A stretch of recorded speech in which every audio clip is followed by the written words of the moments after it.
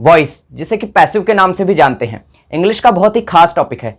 कुछ ऐसे हिंदी के सेंटेंसेस होते हैं जिन्हें कि एक्टिव वॉइस में बनाना पॉसिबल नहीं है, उन्हें सिर्फ पैसिव में ही बनाया जा सकता है।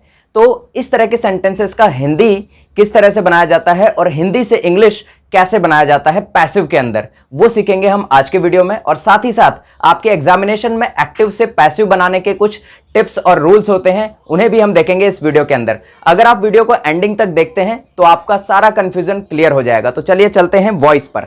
तो देखिए, सबसे पहले तो वॉइस क्या होता है, एक एक चीज के ऊपर मैं आपको यहां पर इंडिकेट करता हुआ चलूंगा। तो वॉइस क्या है, देखिए, वर्ब का वह रूप जिससे पता चलता है कि सब्जेक्ट कोई काम करता है या सब्जेक्ट पर कोई काम होता है। यानी कि वॉइस एक वो चीज है जिससे हमें यह पता चलता है कि सब्जेक्ट पर कोई काम होता है या सब्जेक्ट किसी पर कोई काम करता है। ठीक है बात। अब देखिए दूसरा, यहां पर दो तरह की वॉइस आपको देखने को मिलती है। एक आपको मिलती है एक्टिव वॉइस और एक मिलती है आपको पैसिव वॉइस। तो एक्टिव के सेंटेंस वो होते हैं जो कि हमने टेंसेस के अंदर पढ़े होते हैं, जो नॉर्मल तरह से चलते हैं, यानी कि जो सब्जेक्ट से स्टार्ट होते हैं। देखिए, इसकी शुरुआत कहां से होती है, सब्जेक्ट से होती है। सब्जेक्ट किसी क्रिया को ऑब्जेक्ट पर करता है, यानी कि सब्जेक्ट से स्टार्ट होकर ये वर्ब आया और वर्ब के बाद ऑब्जेक्ट आया। ये एक जनरल फॉर्मूला आप लेके चलेंगे जिसमें कि सब्जेक्ट, वर्ब और ऑब्जेक्ट होता है। जैसे ही टेक्स एप्पल्स, कि वो क्या लेता है, एप्पल्स लेता है या एप्पल्स खाता है। अगला हमारा है पैसिव वॉइस। तो पैसिव क्या होता है, देखिए, शुरुआत कहां से होती है इसकी, ऑब्जेक्ट से होती है। यही चीजें आपको ध्यान रखनी है कि पैसिव की शुरुआत कहां से होती है, ऑब्जेक्ट से होती है। दूसरी बात, ऑब्जेक्ट पर किसी वर्ब का प्रभाव पड़ता है, यानी कि हमारी शुरुआत ऑब्जेक्ट से होगी और प्रभाव भी किस पर पड़ेगा, ऑब्जेक्ट पर पड़ेगा। एग्जाम्पल्स के थ्रू और सारी एक एक चीज की डिटेल लेकर हम अभी पूरे कंसेप्ट को समझेंगे, इसीलिए वीडियो को बिल्कुल भी स्किप ना करें। तो देखिए, यहां शुरुआत कहां से हो गई, ऑब्जेक्ट से, और यहां आती है यूज बी वर्ब, और बी वर्ब के साथ थर्ड फॉर्म। जहां जहां पर बी वर्ब के साथ थर्ड फॉर्म दी होगी वो सेंटेंस हमारा क्या होगा, पैसिव होगा। बी वर्ब कहने का मतलब है, यहां तीन तरह की बी वर्ब आपको मिलेंगी। एक तो हो गया आपका इज़ेमार, अभी इसकी बात हम दोबारा करेंगे, और फिर वॉजवर और फिर बीन। अगर ये सात चीजें, यानी कि इज़ेमार, वॉजवर, बीन और सेवंथ नंबर बी, इनके साथ अगर वर्ब की थर्ड फॉर्म दी हुई है तो ये हमारा पैसिव होगा। और फिर आगे हमारा क्या है कि बाई या फिर कोई दूसरा प्रेपोजिशन। अब यहां लोगों के मन में डाउट रहता है कि बाई के साथ अगर सब्जेक्ट दिया हुआ है तो वो पैसिव है। ऐसा जरूरी नहीं है, हमेशा बाई नहीं आएगा, कुछ और प्रेपोजिशन भी आ सकता है। और हो सकता है कुछ ऐसे सेंटेंसेस होते हैं, कुछ ऐसे सब्जेक्ट होते हैं जिनके साथ हम बाई को यूज भी नहीं करते और ना ही कोई दूसरा प्रेपोजिशन यूज करते हैं। ठीक है, तो यहाँ बाई का रूल फिक्स नहीं है, क्योंकि बहुत से लोग यहाँ पर इसे फिक्स मानकर चलते हैं। ठीक है, ये चीज हो भी सकती है और नहीं भी हो सकती है, लेकिन इतनी तो होगी कि ऑब्जेक्ट, ऑब्जेक्ट के साथ बी वर्ब और फिर थर्ड फॉर्म।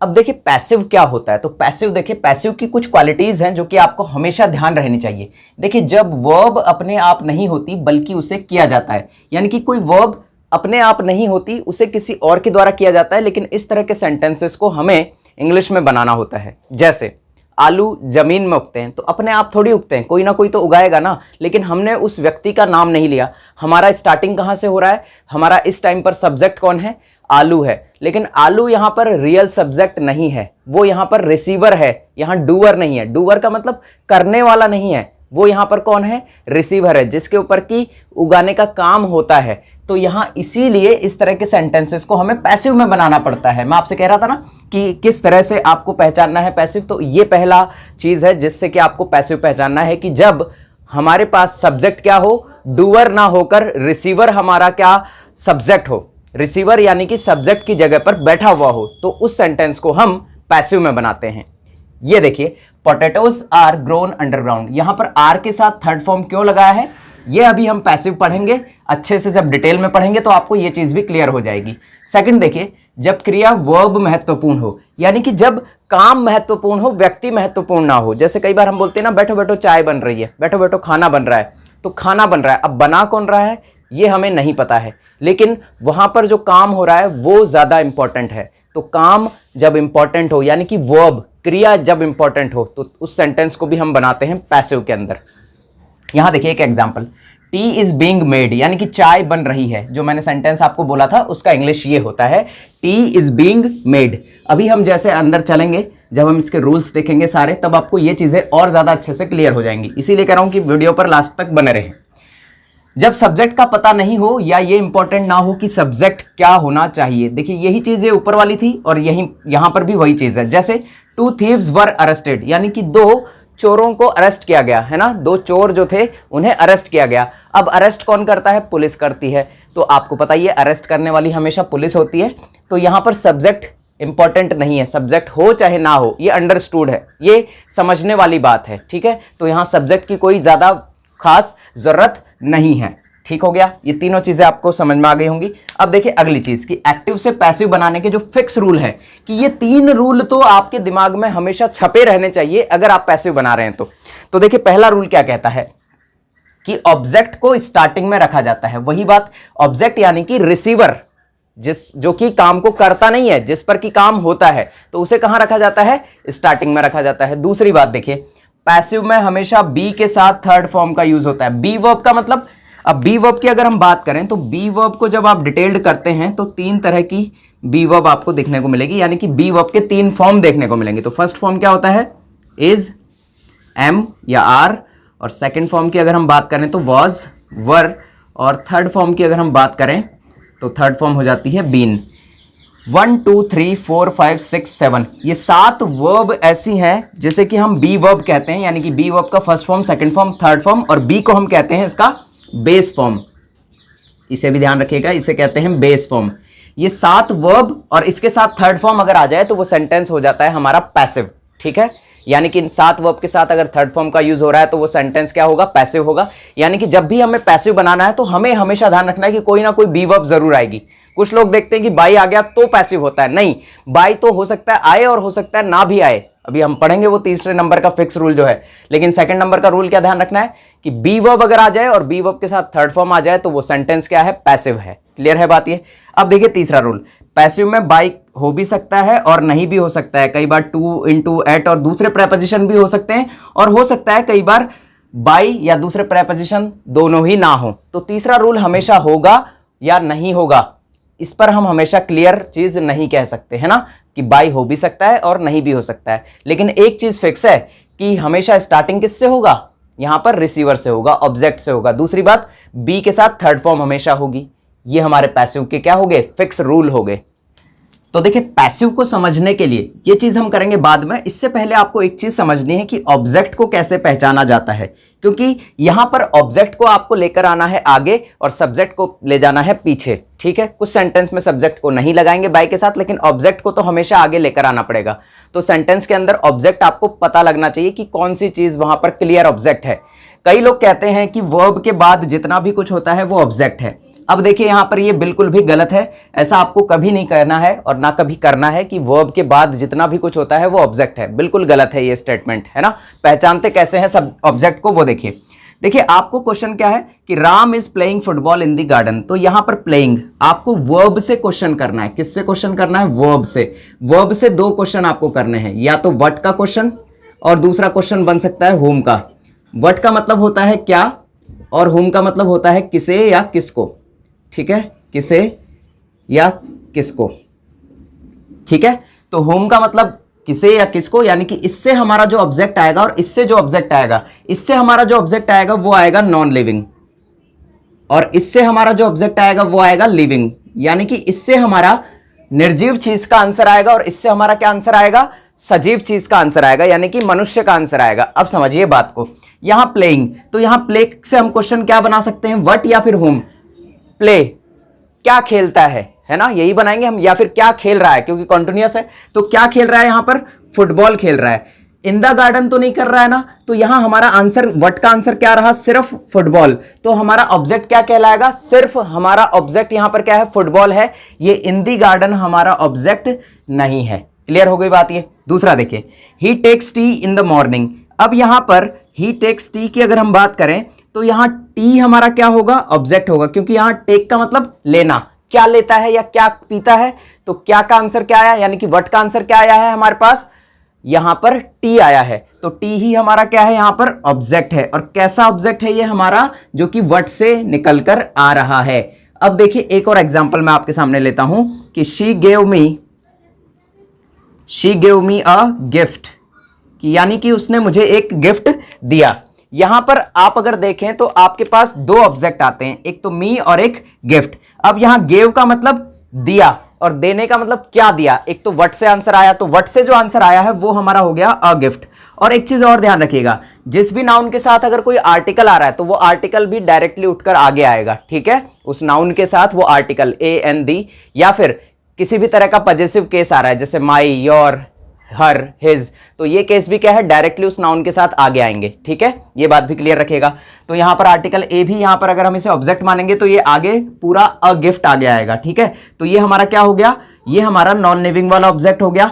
और दूसरा हमारा ऑब्जेक्ट क्या है, किसे दिया, यानी कि होम, किसे। तो यहां पर होम से क्या आंसर आएगा हमारा, होम से हमारा आंसर आएगा मी। तो मी भी हमारा यहां पर क्या है, ऑब्जेक्ट है। तो इस सेंटेंस के अंदर हमारे पास दो ऑब्जेक्ट हैं, एक तो हमारा मी ऑब्जेक्ट है जो कि सजीव के लिए यानी कि लिविंग थिंग के लिए है, जो कि होम का आंसर है, और दूसरा वट का आंसर है हमारा अ गिफ्ट। तो हमारा अ गिफ्ट भी क्या है, यहां पर ऑब्जेक्ट है। अब यहां देखिए हमारे सिंपल सेंटेंसेस और नेगेटिव और इंटरोगेटिव तीनों हैं, और ये हमारा है प्रेजेंट का इंडेफिनिट। इस वाले टेंस में ही हम सारे सेंटेंसेस देख रहे हैं, इसके बाद हम सारी एक लिस्ट देख लेंगे साथ में, है ना। इसको हम इसलिए साथ में देख रहे हैं क्योंकि यहां पर आपको सारी चीजें क्लियर हो जाएंगी। देखिए यहां एक्टिव वॉइस की अगर हम बात करें तो जैसा सेंटेंस हम टेंसेस के अंदर बना रहे थे वही हमारा एक्टिव सेंटेंस का फॉर्म होता है, ये चीज आपको क्लियर हो गई होगी। तो देखिए एक्टिव के अंदर अगर हमारे पास प्रेजेंट इंडेफिनिट में सब्जेक्ट, वर्ब का फर्स्ट फॉर्म एस या ऑब्जेक्ट हो सकता है। नेगेटिव सेंटेंस की बात करें तो सब्जेक्ट के साथ डू और डज, और फिर डू और डज के साथ हमारा हो सकता है यहां पर नॉट, और नॉट के साथ वर्ब का फर्स्ट फॉर्म और फिर ऑब्जेक्ट। ये हमारा नेगेटिव सेंटेंस हो गया। इंटरोगेटिव सेंटेंस की बात करें तो डू या डज और फिर सब्जेक्ट और फिर वर्ब का फर्स्ट फॉर्म, ऑब्जेक्ट और फिर क्वेश्चन मार्क। ये हमारा एक्टिव में हो गया। अब एक चीज ध्यान रखिएगा कि प्रेजेंट इंडेफिनिट का पैसिव बनाने के लिए हमें जो बी वर्ब चाहिए, क्योंकि पैसिव के अंदर तो बी वर्ब चाहिए, वो तो फिक्स रूल है। तो बी वर्ब कौन सी लेंगे, उसके नियर अबाउट, यानी कि प्रेजेंट इंडेफिनिट के पड़ोसी कौन हो गया, प्रेजेंट का कॉन्टिन्यूअस। इसीलिए प्रेजेंट इंडेफिनिट में प्रेजेंट कॉन्टिन्यूअस की बी वर्ब यूज आती है, यानी कि इज एम आर के साथ। और दूसरा फिक्स रूल क्या है कि वर्ब को क्या बना देना है, थर्ड फॉर्म बना देना है। तो देखिए यहां पर जहां जहां पर हमारे पास वर्ब आएगी वहां हमें क्या बनाना है, इज एम आर। तो देखिए ऑब्जेक्ट यहां पर स्टार्टिंग में आ गया, ये भी हमारा फिक्स रूल हो गया कि ऑब्जेक्ट को तो स्टार्टिंग में लेकर आना ही है। और दूसरा क्या हो गया हमारा, इज एम आर, और फिर वर्ब की थर्ड फॉर्म, फिर बाई, फिर सब्जेक्ट। और ये बाई और सब्जेक्ट वाला केस क्या है, ये आ भी सकता है और नहीं भी आ सकता है, ठीक है।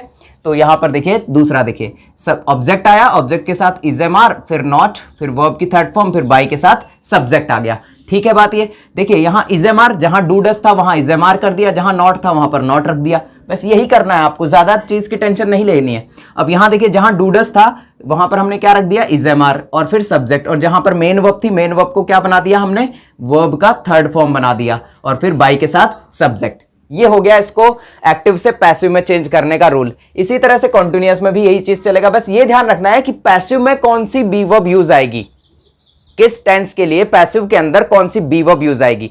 बाकी पैसिव के अंदर मेन वर्ब जो है वो तो हमेशा क्या रहनी है, थर्ड फॉर्म रहनी है। तो हमें ध्यान क्या रखना है, सिर्फ और सिर्फ बी वर्ब ध्यान रखनी है कि पैसिव में कौन सी बी वर्ब हम यूज करेंगे, बस ये चीज ध्यान रखनी है। अब उसे हम एक साथ अभी लिस्ट में देख लेंगे। तो देखिए यहां पर अगर हम इसकी बात करें सेंटेंसेस की, पहले फिर मैं हिंदी के इंग्लिश बनाऊंगा और इंग्लिश से हिंदी बनाऊंगा कुछ सेंटेंसेस की, तो उसे आप समझेंगे। लेकिन पहले यहां जो चीज हमने पढ़ा है, जो रूल पढ़ा है, उसे देख लेते हैं। He helps me. अब यहां देखिए ये हेल्प्स देख के पता लगा, यानी कि वर्ब को देखकर पहचानना है आपको कि कौन सा टेंस है। तो वर्ब देख के पता लगा कि प्रेजेंट का इंडेफिनिट है। तो प्रेजेंट का इंडेफिनिट है तो इसका पैसिव कैसे बनेगा, ये आई आएगा आगे, ये आई आ गया हमारा आगे ऑब्जेक्ट, और इसके साथ क्या लगाते हैं हम, इज एम आर में से एम लगाते हैं। तो आई एम हेल्प्ड, और वर्ब का थर्ड फॉर्म रखना है बाय हिम, और इस ही को कहां ले गए हम, यहां लास्ट में ले गए बाइक के साथ। अगला है she does not play tennis. तो टेनिस हमारा क्या है, यहां पर ऑब्जेक्ट हो गया। खेलता है तो सॉरी खेलती है, तो क्या खेलती है, टेनिस। तो टेनिस हमारा यहां पर ऑब्जेक्ट आ गया, टेनिस के साथ इज आएगा क्योंकि टेनिस क्या है, एक गेम है। तो टेनिस, और जहां पर नॉट था वहां पर हमने नॉट रख दिया, डज की बजाय क्या रख दिया, यहां इज रख दिया। प्लेड यहां थर्ड फॉर्म में आना है, बाई के साथ हर। थर्ड देखिए डू यू लव मी। अब यहां देखिए यहां पर डू की जगह पर हम क्या करेंगे, आई। क्यों करेंगे, क्योंकि यहां ऑब्जेक्ट क्या है, मी है। तो मी को आगे लेकर आएंगे तो वो क्या बन जाएगा, आई, और आई के साथ क्या यूज आता है, एम, ठीक है। तो एम आई लव्ड। अब लव का क्या करना पड़ेगा, यहां थर्ड फॉर्म। तो am I loved by you, by you. You हमारा सब्जेक्ट में भी यू रहता है और ऑब्जेक्ट में भी यू रहता है। अब कुछ हिंदी से इंग्लिश और इंग्लिश से हिंदी कैसे बनाते हैं, देखिए ही इज टॉट इंग्लिश। अब उसे इंग्लिश पढ़ाई जाती है या उसे इंग्लिश पढ़ाते हैं, मुझे इंग्लिश पढ़ाते हैं तो आई एम टॉट इंग्लिश, है ना, मुझे इंग्लिश पढ़ाते हैं। आपको इंग्लिश पढ़ाते हैं तो यू आर टॉट इंग्लिश। इसी तरह से उसे अंग्रेजी पढ़ाई जाती है तो ही इज टॉट इंग्लिश। अब यहां अगर ये कहें कि उसे मेरे द्वारा इंग्लिश पढ़ाई जाती है या उसे मैं इंग्लिश पढ़ाता हूं, तो यहां पर हम क्या कहेंगे, he is taught English by me. ठीक है, ये हो जाएगा। अगला देखिए, मुझे डांटते हैं। कई बार हम कहते हैं ना, मुझे डांटते हैं। अब यहां ऑब्जेक्ट तो हमें दिख ही नहीं रहा, यानी कि मुझे जो शब्द है या यहां पर जो सब्जेक्ट की जगह बैठा हुआ व्यक्ति है वो डांटने का काम नहीं कर रहा, उसके ऊपर डांटने का काम हो रहा है। तो इसीलिए सेंटेंस का पैसिव कैसे बनाएंगे, आई एम स्कॉल्डेड। ठीक है, ऐसा सेंटेंस होता है जब कोई सेंटेंस के अंदर सब्जेक्ट की जगह पर वो व्यक्ति बैठा हुआ है जो कि काम नहीं कर रहा है बल्कि उसके ऊपर काम हो रहा है, तो उस सेंटेंस को बनाएंगे पैसिव। दोबारा सुनिए, जब सब्जेक्ट की जगह पर वो व्यक्ति बैठा हुआ है जिसके ऊपर काम हो रहा है, ना कि वो काम कर रहा है, तो उस सेंटेंस को हम बनाते हैं पैसिव के अंदर। एक और देखिए, आपको खाना खिलाते हैं। अब यहां पर जो सब्जेक्ट है वो यहां पर खिलाने का काम नहीं कर रहा है, वो खाने का काम कर रहा है। ठीक है, तो यहां पर ये डूअर नहीं है, ये रिसीवर है, तो यू आर ईटन फूड। ठीक है, इस तरह से बनाते हैं। तुम्हें मारा जाता है, तुम्हें मारा जाता है, तो यहां पर यू क्या है, यहां पर तुम्हें जो है शब्द उसके ऊपर मारने का काम हो रहा है, वो यहां पर मार नहीं रहा है, तो यहां पर इसका इंग्लिश क्या बनेगा, यू आर बीटन। क्लियर हो गया। अब यहां देखिए पास्ट सिंपल का पैसिव कैसे बनाना है। तो पास्ट सिंपल कैसे पहचान में आता है, सब्जेक्ट के साथ वर्ब की सेकंड फॉर्म और फिर ऑब्जेक्ट, या फिर सब्जेक्ट के साथ डिड और डिड के साथ नॉट और वर्ब की फर्स्ट फॉर्म और ऑब्जेक्ट। ये तो दिखता है हमें एक्टिव के अंदर। अब इसका पैसिव क्या होगा, ऑब्जेक्ट को आगे लेकर आएंगे और यहां पर हमारी बी वर्ब क्या रहेगी, वॉज या वर। ठीक है, बी वर्ब हमेशा लेकर आनी है, तो पास्ट के नियर अबाउट कौन सी बी वर्ब होती है, वॉज या वर होती है। तो इसीलिए यहां पास्ट के पैसिव के लिए, पास्ट सिंपल के पैसिव के लिए कौन सी बी वर्ब, वॉज या वर, और मेन वर्ब यहां थर्ड फॉर्म और फिर बाई और फिर सब्जेक्ट। बाई हो भी सकता है, नहीं भी हो सकता है। एक एग्जांपल देखिए, ही रोट अ लेटर, तो रोट क्या हो गया, सेकंड फॉर्म हो गया, पता लग गया कि पास्ट का सिंपल है। तो पैसिव कैसे बनाएंगे, ये हमारा ऑब्जेक्ट हो गया अ लेटर। क्या लिखा, अ लेटर, तो अ लेटर को हम लेकर आगे a letter was written by him. Clear हो गई बात। अब देखिए फ्यूचर सिंपल और मॉडल्स। फ्यूचर सिंपल और मॉडल्स का जो पैसिव है वो सेम बनता है, क्योंकि फ्यूचर सिंपल के अंदर विल शैल यूज आता है, विल शैल के साथ फर्स्ट फॉर्म, तो विल शैल भी एज अ मॉडल ही एक्ट करते हैं। तो इसीलिए हम फ्यूचर का सिंपल और मॉडल का जो पैसिव है वो एक तरह से ही बनाते हैं। अभी देखिएगा, मैंने हालांकि अलग अलग लिखा है, फिर भी आप इसका जजमेंट जब करेंगे तो आपको पता लगेगा। तो देखिए फ्यूचर सिंपल की बात करें तो सब्जेक्ट के साथ विल शैल और उसके बाद आता है वर्ब का फर्स्ट फॉर्म और फिर ऑब्जेक्ट। ठीक है, इसका अगर हम पैसिव बनाएं तो देखिए ऑब्जेक्ट और ऑब्जेक्ट के साथ क्या आता है, विल शैल, और फिर कौन सी बी वर्ब आती है, बी की बेस फॉर्म यहां पर हम यूज लेते हैं। कौन सी फॉर्म यूज लेते हैं, बेस फॉर्म। देखिए इजएमआर को तो कौन लेके चला गया यहां पर, प्रेजेंट, और वॉजवर को कौन लेकर चले गए यहां पर, पास्ट। तो बचा क्या हमारे पास, बीन या फिर बी, दो ही बची है ना। अब हमने आपको शुरुआत में बी वर्ब की 7 फॉर्म्स बताई थी, वैसे तो 3 फॉर्म थी, लेकिन टोटली वर्ड कितने थे उसमें से, 7 वर्ड थे। तो 7 में से देखिए 3 वर्ड तो यहां पर हमारे कौन ले गया, प्रेजेंट ले गया, और 2 वर्ड हमारा पास्ट ले गया। अब 2 वर्ड बचे हैं, बीन और दूसरा क्या बचा है, बी। अब यहां पर हम फ्यूचर का सिंपल यानी कि विल और शैल के साथ सेकंड फॉर्म और थर्ड फॉर्म तो यूज ले ही नहीं सकते, तो इसीलिए फर्स्ट फॉर्म यूज लेते हैं, बेस फॉर्म। तो बेस फॉर्म क्या है हमारी, बी, यहां पर हमारी बेस फॉर्म है, तो इसीलिए यहां पर हम बी फॉर्म का यूज करते हैं, ऐसे ध्यान रखना है। तो बी के साथ थर्ड फॉर्म और फिर बाई और फिर सब्जेक्ट। इसी तरह से मॉडल्स की बात देखिए, सब्जेक्ट के साथ मॉडल्स और मॉडल्स के साथ वर्ब की फर्स्ट फॉर्म और ऑब्जेक्ट। मॉडल का लेक्चर नहीं देखा हो तो मॉडल का लेक्चर आप अच्छे से देख सकते हैं, वहां पर मैंने बताया हुआ है कि मॉडल्स अपने साथ हमेशा वर्ब की फर्स्ट फॉर्म लेते हैं। तो मॉडल्स के साथ क्या आ गया यहां पर, वर्ब की फर्स्ट फॉर्म आ गया और फिर ऑब्जेक्ट आ गया। और मॉडल कौन कौन से हो सकते हैं, can, could, may, might, shall, should, will, would, ये सारे क्या होते हैं, हमारे मॉडल होते हैं। तो इनका पैसिव कैसे बनता है, देखिए यहां पर विल शैल या कोई सा भी मॉडल हो सकता है। यहां विल शैल ना लिखकर हम लिख लेते हैं मॉडल। ठीक है, विल शैल हमने ऊपर लिख लिया था, तो यहां हम लिख लेते हैं मॉडल। यहां पर कोई भी मॉडल होगा, जो मॉडल यहां एक्टिव में होगा वही मॉडल वहां पर पैसिव के अंदर भी यूज होगा। तो ऑब्जेक्ट, ऑब्जेक्ट के साथ मॉडल्स, और फिर बी और बी के साथ थर्ड फॉर्म, बाई और फिर सब्जेक्ट। अब देखिए यहां बिल्कुल ऊपर वाले की तरह ही ये सेम पैटर्न यहां पर पैसिव में फॉलो होता है मॉडल के लिए भी। बहुत इजी है पैसिव, पैसिव को बनाना बहुत ज्यादा इजी है। देखिए 2 एग्जांपल देखिए, he will do this work. अब यहां क्या आ रहा है, विल आ रहा है, तो विल आते ही दिमाग में घंटी बजनी चाहिए कि विल तो मॉडल है, तो मॉडल के साथ हम पैसिव में यूज लेते हैं बी, और मेन वर्ब तो थर्ड फॉर्म में रहनी ही है। तो देखिए दिस वर्क, अब ये दिस वर्क हमारा क्या है, ये हमारा ऑब्जेक्ट है। क्या करेगा, तो दिस वर्क, तो this work will be done bye him. तो डन क्या है, थर्ड फॉर्म है, बी क्या हो गया, यहां बी फॉर्म हो गई हमारी। I can do this work, can क्या हो गया, हमारा मॉडल हो गया। फिर से दिमाग में घंटी बजी कि कैन आया, तो यहां पर पैसिव के अंदर बी आएगा, बेस फॉर्म में बी आएगा और बी के साथ वर्ब की थर्ड फॉर्म तो आनी ही है। तो this work can be done by me. Clear हो गया। अब यहां पर देखिए प्रेजेंट के कॉन्टिन्यूअस और पास्ट का कॉन्टिन्यूअस और फ्यूचर के कॉन्टिन्यूअस का पैसिव किस तरह से बनाते हैं। तो कॉन्टिन्यूअस में हमारे पास पहले से ही क्या दी होती है, बी वर्ब दी हुई होती है। लेकिन जो कॉन्टिन्यूअस में हमारे पास बी वर्ब दी होती है वो डिमांड करती है कि हमारा जो सेंटेंस है वो कॉन्टिन्यूटी में रहना चाहिए, यानी कि निरंतर जारी रहना चाहिए। तो हम यहां पर हमें क्या है, पैसिव के अंदर तो मेन वर्ब को थर्ड फॉर्म बनाना है। तो अब हम क्या करें, तो इस कंडीशन से निपटने के लिए हमारे पास पहले से यहां पर बी वर्ब दी होती है। देखिए इजएमआर दिया हुआ है, सब्जेक्ट के साथ इजएमआर, फर्स्ट फॉर्म आईएनजी और फिर ऑब्जेक्ट, और सेंटेंस को कंटिन्यू भी दिखाना है तो आईएनजी भी होनी चाहिए। तो इसीलिए हम क्या करेंगे, ऑब्जेक्ट को तो आगे लेकर आते ही हैं। इजएमआर यहां पर हमारे पास दिया हुआ है पहले से, यानी कि बी वर्ब हमारे पास है। तो हम यहां पर इजएमआर के साथ क्या लगाएंगे, बीइंग लगाएंगे, यानी कि बी का बेस फॉर्म उठाया और उसमें आईएनजी लगा दिया। यानी कि जब हमारे पास प्रेजेंट कॉन्टिन्यूअस का पैसिव बनाना है तो हम क्या करेंगे, इजएमआर के साथ बीइंग लगाएंगे और मेन वर्ब को क्या बना देंगे, अब थर्ड फॉर्म, क्योंकि यहां पर बीइंग आने से क्या होगा, यहां पर सेंटेंस के अंदर कॉन्टिन्यूटी आ जाएगी, यानी कि निरंतरता आ जाएगी। देखिए एग्जाम्पल देखिए, एक Ram is playing football in the garden. तो यहां पर इसका अगर पैसिव बनाए तो फुटबॉल हमारा क्या हो गया, ऑब्जेक्ट हो गया। तो football is being played by Ram in the garden, और ये इन दी गार्डन है, इसे हम लास्ट में सब्जेक्ट के बाद एज इट इज रख देंगे। क्लियर हो गई बात ये भी। अगला देखिए पास्ट कॉन्टिन्यूअस का पैसिव, ये क्लियर है आपको। तो पास्ट कॉन्टिन्यूअस का पैसिव भी सेम ऐसे ही बनाना है, कोई दिक्कत वाली बात नहीं है। देखिए यहां पर भी आपको क्या दिया हुआ रहेगा, सब्जेक्ट के साथ वॉज वर्ब, फर्स्ट फॉर्म के साथ आईएनजी। तो आपको क्या करना है, वॉज वर्ब के साथ बीइंग लगाना है और बीइंग के साथ थर्ड फॉर्म, फिर बाय के साथ सब्जेक्ट। सेम वही चीज है, देखिए यहां पर भी बीइंग आया और यहां पर भी हमारा बीइंग आया है, सेम पैटर्न चल रहा है अगर आप इसे ऑब्जर्व कर पाए तो देखिए he was doing this work, तो दिस वर्क क्या हो गया, हमारा ऑब्जेक्ट जो कि आगे आया, दिस वर्क, और फिर दिस वर्क के साथ हमने क्या लगाया यहां पर, वॉज, और वॉज के साथ डन, फिर बाय और फिर हिम।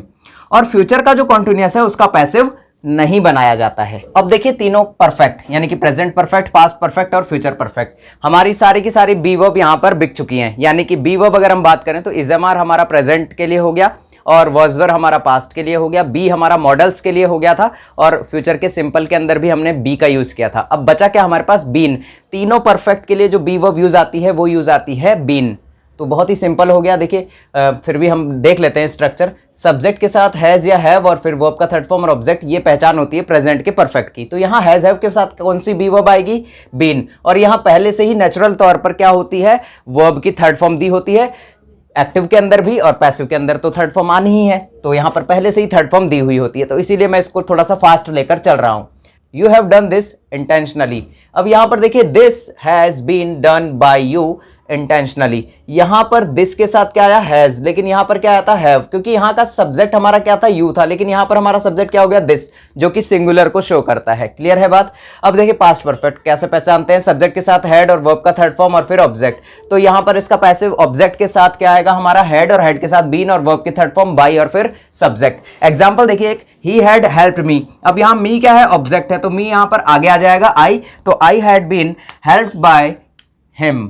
क्लियर हो गई बात। बीन आ गया यहां हेड के जस्ट बाद में। फ्यूचर के परफेक्ट का पैसिव देखिए कैसे बनता है। तो फ्यूचर का परफेक्ट कैसे पहचानते हैं आप, सब्जेक्ट के साथ विल शैल और हैव के साथ थर्ड फॉर्म और फिर ऑब्जेक्ट। तो यहां पर फिर से हैव के साथ क्या आएगा, यहां पर हैव के साथ हमें बीन यूज करना पड़ेगा और वर्ब की थर्ड फॉर्म और फिर बाय और फिर सब्जेक्ट। बाय आ भी सकता है और नहीं भी आ सकता है, ये बात मैं बार बार आपको क्लियर करवा रहा हूं। जैसे एक एग्जाम्पल देखिए, I shall have done this work. तो this work will have been, ये देखिए विल हैव के साथ क्या आया, बीन आया है, will have been done by me. तो यहां पहले से थर्ड फॉर्म दी होती है, इसलिए ज्यादा प्रॉब्लम वाली बात नहीं है। अब यहां देखिए इंटेरोगेटिव सेंटेंसेस। इंटेरोगेटिव सेंटेंसेस की अगर हम बात करें तो ये दो टाइप के होते हैं। एक तो होती है हेल्पिंग वर्ब से स्टार्ट होने वाले और एक होते हैं हमारे WH वर्ड से स्टार्ट होने वाले। पहले हेल्पिंग वर्ब से स्टार्ट होने वाले, देखिए यहां हमारा हेल्पिंग वर्ब आया और फिर सब्जेक्ट, फिर मेन वर्ब, फिर ऑब्जेक्ट और फिर क्वेश्चन मार्क। यहां पर हम हेल्पिंग वर्ब लेके चल रहे हैं क्योंकि हम स्टार्टिंग में भी इसकी बात कर चुके हैं, और हेल्पिंग वर्ब किसी भी टेंसेस में अलग अलग हो सकती हैं।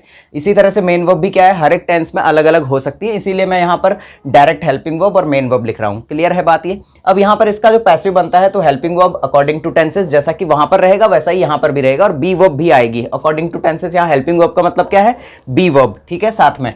और यहां पर ऑब्जेक्ट आ गया और फिर वर्ब का थर्ड फॉर्म यहां पर नेचुरली आएगा, क्योंकि पैसिव के अंदर हमेशा थर्ड फॉर्म का यूज किया जाता है। और फिर बाई और फिर सब्जेक्ट, बाई का यूज हो भी सकता है और नहीं भी हो सकता है, और बाई के अलावा दूसरे प्रेपोजिशन भी यूज होते हैं, उसकी बात अभी थोड़ी देर में करेंगे।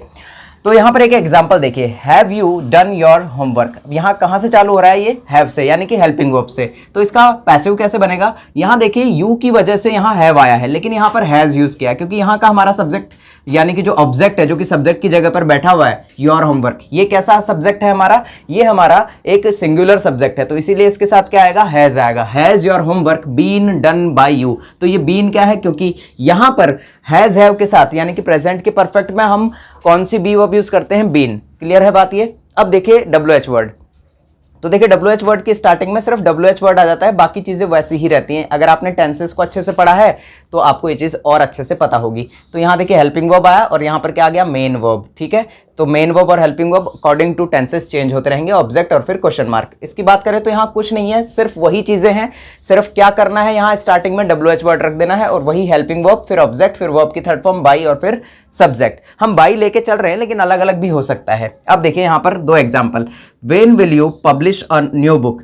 अब यहाँ पर वेन आ गया स्टार्टिंग में, will a new book be, क्योंकि विल था तो इसीलिए यहाँ बी वर्ब क्या आया, बी आया है। When will a new book be published by you. यहाँ पर पब्लिश्ड क्यों किया, क्योंकि थर्ड फॉर्म करते हैं पैसिव के अंदर। क्लियर हो गई बात। एक और एग्जांपल देखिए, how does she Singh a song. तो हाउ इज क्यों आया, यहाँ पर डज था, तो डज के लिए हमारा क्या होता है, जब हमारे पास प्रेजेंट इंडेफिनिट का पैसिव बनाते हैं तो इज एम आर के साथ बनाते हैं, तो डज की बजाय क्या आ जाएगा, यहाँ इज आ जाएगा। How is a song sung by हर। संग क्या है, थर्ड फॉर्म होता है सिंग का, सिंग सैंग संग। ठीक है, अगला हो गया, where did you post the letter. तो वेयर हमारा स्टार्टिंग में आ गया। अब यहां डिड था तो डिड का पैसिव क्या बनता है, वॉज या वर। तो ये देखिए, where was the letter posted by you. अब देखिए दो जो सेंटेंसेस हैं, यानी कि हु से शुरू होने वाले और हुम से शुरू होने वाले, इसमें बहुत ज्यादा कंफ्यूजन बना रहता है, उसको भी दूर कर लेते हैं। आइए चलिए देखिए, पहले हु से शुरू होने वाला वाक्य, तो हु से शुरू होने वाले वाक्य को पैसिव में कैसे बनाते हैं, बाई हुम से बनाते हैं। एक्चुअल में क्या होता है कि बाई के साथ जो हुम है, अब एक चीज देखिए, ये हु जो होता है, जैसे मैं आपको बताता हूं कि आई क्या है, हमारा सब्जेक्टिव केस है, तो आई का ऑब्जेक्ट क्या होता है, मी होता है। इसी तरह से यहां पर हु क्या होता है, सब्जेक्ट, और हु का ऑब्जेक्ट क्या होता है, हुम होता है। ठीक है, ये ध्यान रखिएगा बस। अगर ये चीज आपको समझ आ गई तो सारी चीजें क्लियर हो गई। तो ये हु हमारा क्या है, यहां पर सब्जेक्ट होता है। अब इस सब्जेक्ट को हमें ऑब्जेक्ट बनाना है, तो किससे बनाते हैं हम, हुम से बनाएंगे। ठीक है, अब जब हुम से बनाएंगे तो उसके साथ क्या लगाना होगा, बाई लगाकर हम उसको पैसिव के अंदर लिखेंगे, लेकिन उसे लास्ट में ना लिखकर हम स्टार्टिंग में लिख देते हैं। बस इतनी सी कहानी है, और कुछ भी यहाँ पर टेंशन वाली बात नहीं है। बस इस बाई हुम को यहाँ लास्ट में रखना होता है, लेकिन हम क्या करते हैं, स्ट्रक्चर ऐसा है कि इस बाई हुम को हम स्टार्टिंग में रख देते हैं। बस इतनी सी बात आपको समझनी है। और कई बार बाई भी यहाँ पर नहीं आता, कई बार कोई और प्रेपोजिशन आता है अकॉर्डिंग टू वर्ब, है ना। वर्ब अगर नो आ रही है तो हम एट का यूज भी कर लेंगे, जरूरी नहीं है बाई का यूज करें। लेकिन बात यह है कि हु को किस में चेंज करते हैं, हुम में चेंज करते हैं। क्यों, क्योंकि हु का यहां पर ऑब्जेक्ट क्या होता है, होम होता है। क्लियर हो गई बात ये। अब देखिए वही हेल्पिंग वर्ब, फिर सब्जेक्ट, फिर वर्ब की थर्ड फॉर्म और फिर क्वेश्चन मार्क, वो बाकी चीजें वैसी ही। एग्जाम्पल से और ज्यादा क्लियर हो जाएगा। देखिए, हु कॉल्ड मी, तो यहां पर हु कॉल्ड मी, अब मी हमारा यहां क्या है, सब्जेक्ट है या फिर ऑब्जेक्ट है, इसको पता करने के लिए आपको वर्ब को देखना है। देखिए, अगर कोई प्रनाउन या नाउन वर्ब से पहले आ रहा है तो वो है हमारा सब्जेक्ट, अगर वो वर्ब के बाद आ रहा है तो वो है हमारा ऑब्जेक्ट। तो मी हमारा यहां पर क्या है, ऑब्जेक्ट है, और हु हमारा क्या है, यहां पर सब्जेक्ट है। तो हम इस हु को जब पीछे लेकर जाएंगे, यानी कि ऑब्जेक्ट की जगह पर लेकर जाएंगे, तो हम इसको क्या बनाकर ले जाते हैं, बाई के साथ, बाई के साथ जोड़कर ले जाते हैं। आपने पढ़ा है ना पैसिव में। तो उसी तरह से यहां पर भी वही चीज है कि यहां पर इसको हम आगे लेकर आ गए, बस इतना सा हमने किया है कि इसको पीछे ना रखकर हमने आगे रख दिया है, वॉज आई। अब इस मी को हम आगे लेकर आ गए। देखिए, मी को हमने क्या बना दिया, यहां पर सब्जेक्ट बना दिया। मी हमारे एक्टिव के अंदर तो क्या था, यहां पर हमारा मी एक्टिव के अंदर यहां पर ऑब्जेक्ट था, इसे सब्जेक्ट बना दिया। तो इसीलिए यहां पर देखिए पैसिव के अंदर ये मेन वर्ब से पहले आ गया, वॉज आई कॉल्ड। क्लियर है बात। एक और एग्जांपल के थ्रू आपको और ज्यादा क्लियर हो जाएगा। देखिए, हु कैन टीच यू। अब यहां पर यू क्या है हमारा, फिर से देखिए यू क्या है, यू हमारा यहां पर फिर से ऑब्जेक्ट है, ना कि सब्जेक्ट है। कैसे पता लगा ऑब्जेक्ट है, क्योंकि मेन वर्ब के बाद आ रहा है। जब भी मेन वर्ब के बाद हमारा नाउन या प्रोनाउन आएगा तो वो क्या होता है, ऑब्जेक्ट होता है।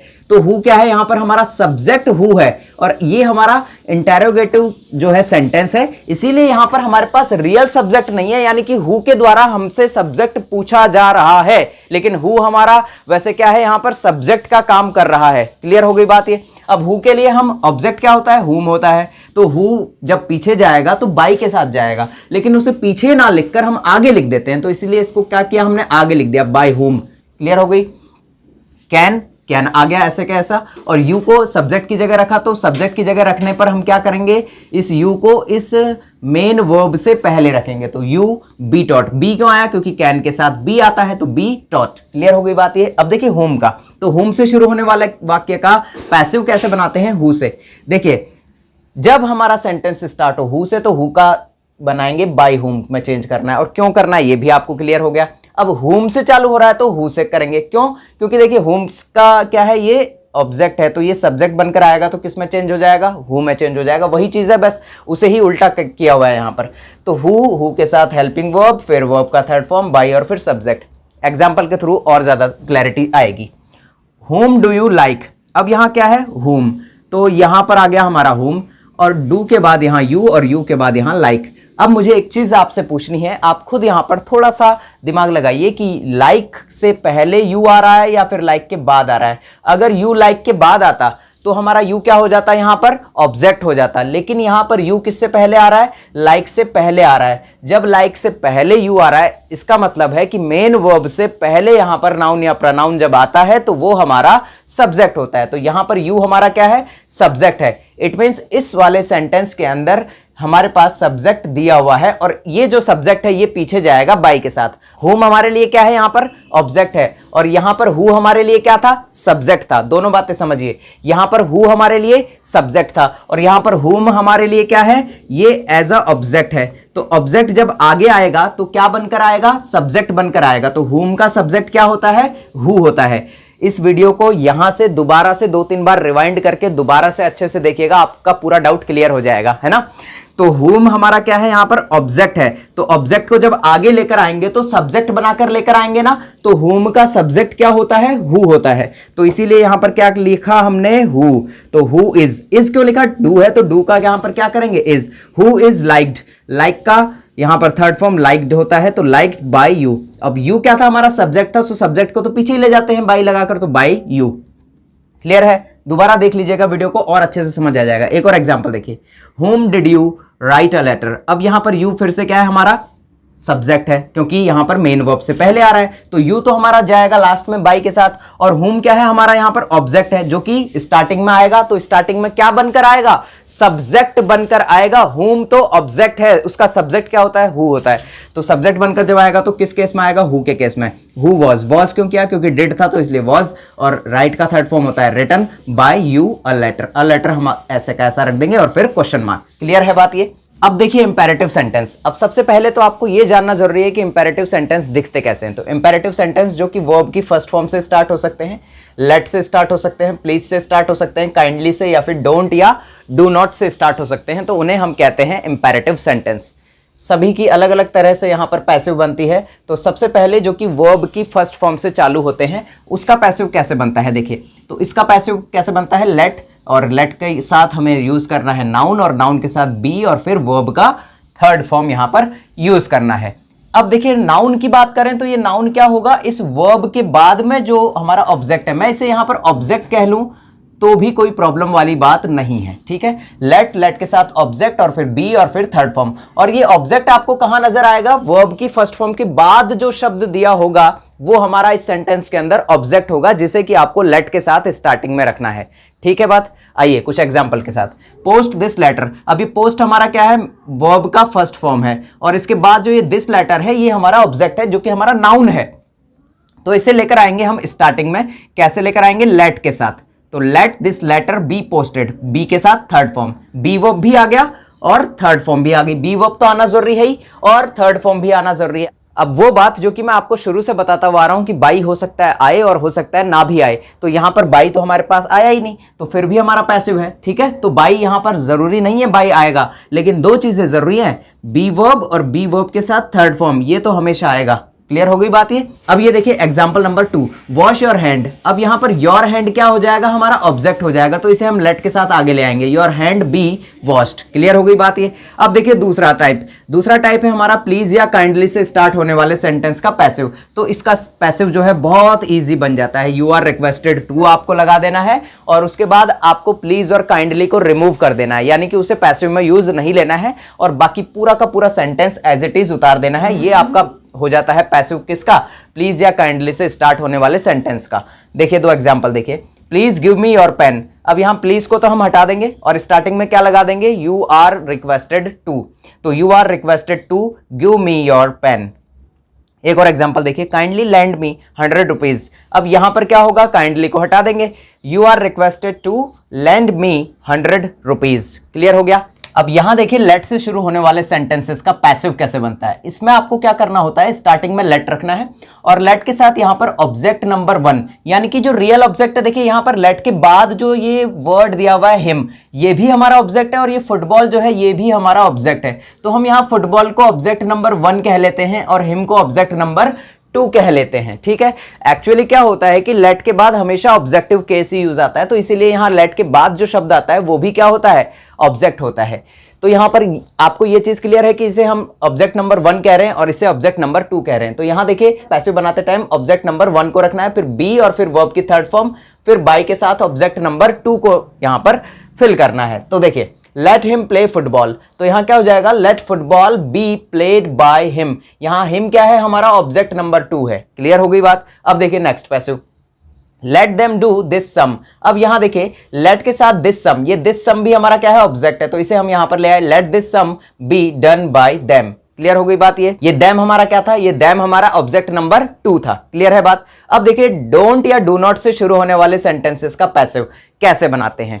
तो इसका पैसिव बनाने के लिए भी हमें स्टार्टिंग में लेट रखना है और लेट के साथ ऑब्जेक्ट और ऑब्जेक्ट के साथ नॉट और फिर बी और फिर वर्ब की थर्ड फॉर्म। मैं आपको इसी वाले पैटर्न से इसका पैसिव बनाने को कह रहा हूं, हालांकि इसका एक और तरीका है, उसकी बात मैं अभी यहां पर नहीं कर रहा हूं। आपको यही तरीका फॉलो करना है इसके लिए भी, क्योंकि दोनों चीजें आपको सेम याद रहेंगी। देखिए ये भी वही चीज है, लेट के साथ ऑब्जेक्ट आया, ऑब्जेक्ट के साथ नॉट और फिर बी और फिर थर्ड फॉर्म। यहां नॉट इसलिए लगाना पड़ा क्योंकि ये नेगेटिव सेंस को दिखाता है। क्लियर है। अब देखिए एग्जांपल, डोंट आस्क मी। तो डोंट आस्क मी का जब पैसिव बनाएंगे तो कैसे बनाएंगे, लेट लेकर आ गए स्टार्टिंग में, फिर यहां मी क्या था हमारा object, let me not be asked. बहुत इजी, बहुत ही ज्यादा इजी। डोंट अलाउ हिम, अब यहां हिम क्या है हमारा ऑब्जेक्ट है, इसे लेट के साथ आगे लेकर आ जाएंगे, let him not be allowed. Not के साथ बी और बी के साथ थर्ड फॉर्म, थर्ड फॉर्म तो आना नेसेसरी है ही पैसिव के अंदर। डोंट मेक अ जोक, अब जोक हमारा यहां क्या है, ऑब्जेक्ट है, इसे लेट के साथ आगे ले आएंगे, let a joke not be made. Made क्या है, मेक का थर्ड फॉर्म है। अब यहां देखिए एक इन्फिनेटिव का कंसेप्ट है। इन्फिनेटिव क्या होता है, जब वर्ब में टू के साथ हम फर्स्ट फॉर्म का यूज करते हैं। तो देखिए वर्ब यहां कोई सी भी हो सकती है, is am are, was were, has have, had के साथ टू और टू के साथ वर्ब की फर्स्ट फॉर्म और फिर ऑब्जेक्ट आता है। यहां हैड के साथ अलावा विल हैव और शेल हैव भी कई बार आ जाते हैं, विल हैव और शेल हैव, यानी कि विल शेल के साथ हैव और हैव के साथ टू और वर्ब की फर्स्ट फॉर्म फिर ऑब्जेक्ट।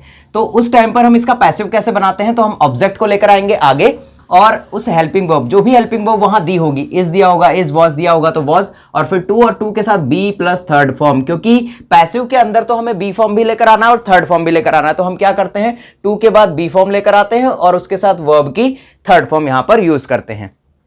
अब देखिए कुछ example, Dinesh has to teach English. इसका हिंदी मीनिंग होता है कि दिनेश को इंग्लिश पढ़ानी पड़ती है। अब यहां पर इसका पैसिव कैसे बनाएंगे, English has to be taught. यहां पर देखिए टू आया और टू के बाद बी और बी के साथ थर्ड फॉर्म, तो English has to be taught by Dinesh. By के साथ हमने हमारा सब्जेक्ट रख दिया। I am to help him, यानी कि मुझे उसकी हेल्प करनी है, मुझे उसकी सहायता करनी है, तो ही इज टू। अब यहां ही क्या था, हमारा ऑब्जेक्ट था, इसे आगे लेकर आए, इसके बाद टू और टू के बाद बी और फिर third form, he is to be help by me. अगला है हमारा I have to finish my work in an hour. तो यहां हमारा ऑब्जेक्ट क्या होगा, फिनिश। तो क्या फिनिश करना है, माई वर्क। यहां पर हमारा ऑब्जेक्ट ये पूरा नहीं होगा, ये बात मैं आपको स्टार्टिंग में ही बता चुका हूं। तो my work has to be finished by me in an hour. इस इन एन आवर को हम बिल्कुल लास्ट में एज इट इज रख देंगे।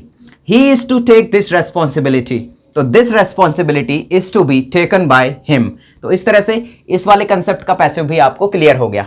अब यहाँ देखिए गोइंग टू के साथ जब सेंटेंस बनता है तो गोइंग टू वाला सेंटेंस एग्जाम में कई बार पूछा जाता है। गोइंग टू का मतलब यहाँ गोइंग टू किसके साथ आता है, इज, एम, आर, वॉज या वर, इन पांचों में से कोई भी चीज हो सकती है और उसके साथ क्या आता है, गोइंग टू, और गोइंग टू के साथ वर्ब की फर्स्ट फॉर्म और फिर ऑब्जेक्ट आता है। तो इसका पैसिव कैसे बनाते हैं, इसके पैसिव बनाने के लिए हम इस ऑब्जेक्ट को लेकर आते हैं आगे और इज, एम, आर या वॉज, वर जो भी हमें दिया होगा उसको हम लेकर आएंगे यहाँ पैसिव के अंदर, और फिर टू, और टू के बाद बी और बी के साथ थर्ड फॉर्म, और फिर बाई और फिर सब्जेक्ट। ठीक है, टू के साथ बी और बी के साथ थर्ड फॉर्म। ये थर्ड फॉर्म कौन सी वाली आएगी, वो इस वाले की थर्ड फॉर्म आएगी। ठीक है, वो इस वाले की आएगी, ना कि गोइंग की थर्ड फॉर्म यहाँ रहेगी। गोइंग जैसा है वैसा ही रहेगा। ठीक है, अब देखिए एग्जाम्पल के थ्रू आपको और क्लैरिटी आ जाएगी। I am going to give you a prize. अब यहाँ यू हमारा क्या है, ऑब्जेक्ट है, इसे हम आगे ले आए। यू आर गोइंग टू ऐसे ही रहा, यू के अकॉर्डिंग यहाँ पर आर आ गया, तो you are going to be, to के साथ बी लगा दिया और फिर गिवन। यहां मैंने आपको कहा था ना, जो टू के बाद जो वर्ब है हम उसे थर्ड फॉर्म बनाएंगे, तो गिव हमारा टू के बाद दिया हुआ वर्ब था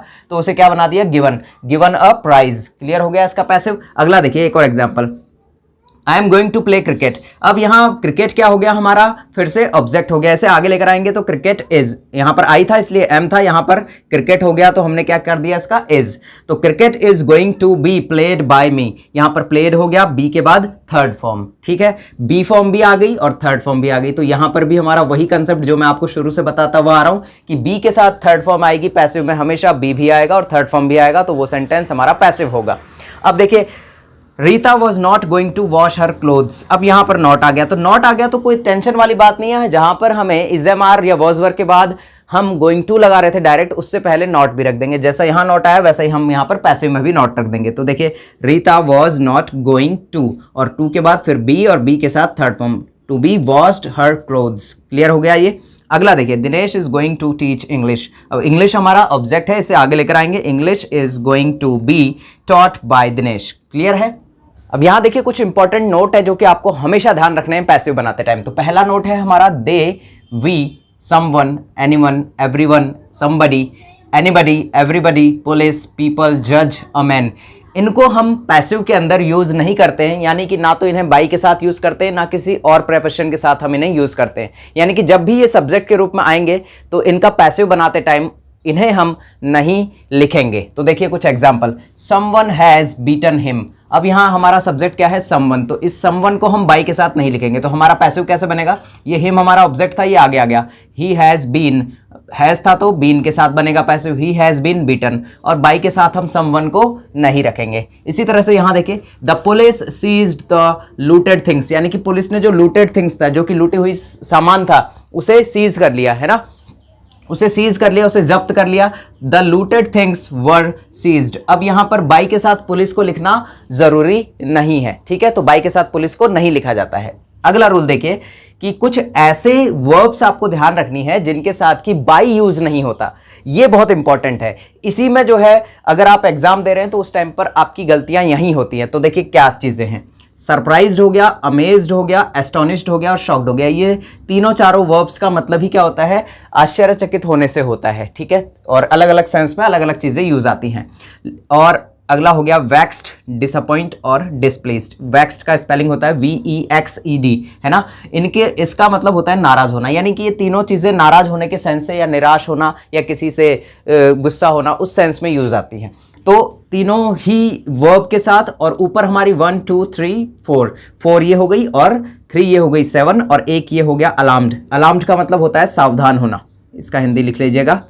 अलार्म्ड का मतलब क्या होता है, सावधान होना, और सावधान होना होता है इसका मतलब, इसीलिए हम सुबह क्या है सावधान होने के लिए अलार्म भरते हैं अपनी घड़ी में। तो अलार्म्ड, इनके साथ पैसिव वॉइस में एट का यूज किया जाता है। ये चीज ध्यान रखनी है कि इनके साथ बाई का यूज नहीं होता, इनके साथ क्या यूज होता है, एट। एक एग्जाम्पल के थ्रू आपको ज्यादा अच्छे से समझ आएगा। ये देखिए, हिज कंडीशन अलार्म्ड मी। अब यहाँ अलार्म आ गया। अब अलार्म आते ही आपके दिमाग में भी अलार्म हो जाना चाहिए, आप भी अलार्म्ड हो जाने चाहिए कि अलार्म के साथ बाई का यूज नहीं करेंगे। तो देखिए क्या होगा, I was alarmed at his condition। by his condition नहीं आएगा, at his condition। एक्चुअली क्या होता है, इस तरह के सेंटेंस का पैसिव by के साथ बन ही नहीं सकता है, तो इसीलिए हम इस तरह की वर्ब के साथ by यूज नहीं करते। ऐसे ही देखिए, नो और oblige, ये दो वर्ब है। oblige का मतलब होता है किसी का आभारी होना, एहसानमंद होना, और नो का मतलब जानना होता है। I know her, तो यहाँ पर she is known to me होगा, यानी कि she is known by me नहीं होगा। ठीक है, तो यहाँ पर नो के साथ हम कौन सा प्रेपोजिशन यूज करेंगे, टू, ना कि by। अब देखिए पॉइंट नंबर 4, जिसमें कि pleased, satisfied, disgusted, impressed, annoyed, इनके साथ हम यूज करेंगे विद। इनके साथ भी बाई का यूज नहीं किया जाएगा, विद का यूज किया जाएगा। एक एग्जांपल देखिए, योर ऑनेस्टी हैज प्लीज्ड मी।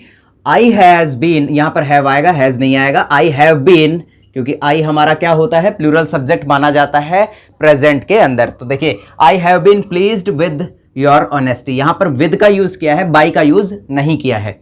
अगला देखिए, इंटरेस्टेड, कंसिस्टेड, कंटेंट, तीनों का मतलब भी रखना होता है या किसी चीज के अंदर रुचि होता है। वैसे कंसिस्ट का मतलब रखना होता है और कंटेन का मतलब भी रखना होता है, और इंटरेस्ट का मतलब यहां पर अगर इसकी प्रॉपर मीनिंग की बात करें इंटरेस्ट की, तो किसी चीज में रुचि होना। ठीक है, तो यहां देखिए इन तीनों के साथ हम कौन सा प्रेपोजिशन यूज करेंगे, इन का यूज करेंगे। ठीक है, बाई का यूज नहीं करेंगे। तो देखिए this book has interested me very much, तो यहां पर इसका पैसिव जब हम बनाएंगे तो आई को लेकर आएंगे आगे, I have been interested in this book very much. इसी तरह से दिस जॉब इंटरेस्ट्स मी, अब इसका जब पैसिव बनाएंगे तो I am interested in this job. तो इस तरह से हमारा पैसिव होता है खत्म। अगर पैसिव से रिलेटेड फिर भी आपका कोई क्वेश्चन रह गया हो तो आप कमेंट सेक्शन में पूछ सकते हैं, और इसकी जो एक्सरसाइज है वो हम आने वाले वीडियो में करेंगे। Thanks a lot for watching this video, और इस वीडियो को ज़्यादा से ज़्यादा लोगों तक शेयर कर दें, क्योंकि बहुत ज़्यादा इंपॉर्टेंट वीडियो ये सभी के लिए रहने वाला है। जितने भी बच्चे हमारे बोर्ड की एग्जाम्स की तैयारी कर रहे हैं या किसी और कॉम्पिटिटिव एग्जाम की तैयारी कर रहे हैं, सबके लिए ये पैसिव बहुत ज़्यादा इंपॉर्टेंट होने वाला है। Thanks a lot.